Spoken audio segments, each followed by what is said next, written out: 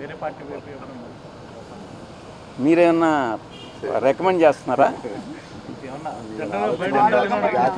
మీరు బీజేపీలో చేరుతనే ప్రచారం ఉంది సార్. మీకు గవర్నర్ ఇస్తాను బ్రాకెట్ కూడా మీకు బీజేపీ ప్రచారం నడుస్తున్నమా అబద్ధమా? మీరు భవిష్యత్తులో రాజకీయాల్లోకి వస్తారా? నేనేం చెప్పాను? నేను వ్యవసాయం చేసుకుంటానని చెప్పాను. వ్యవసాయం చేసుకుంటున్నాను.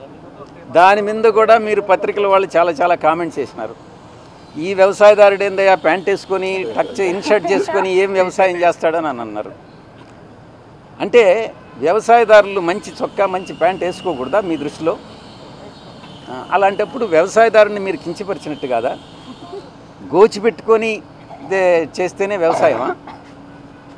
అర్థం చేసుకోవాలి. మనోభావాలను దెబ్బతీయకూడదు. వ్యవసాయం అని అంటే వ్యవసాయమే. నేను నిజంగా కూడా అదే చేసుకుంటున్నాను.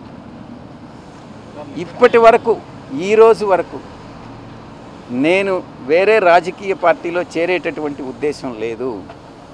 ఇటువంటి వాళ్ళు ఏదైతే నా మీద నిందలు మోపుతున్నారో, ఎవరైతే నిందలు మోపుతున్నారో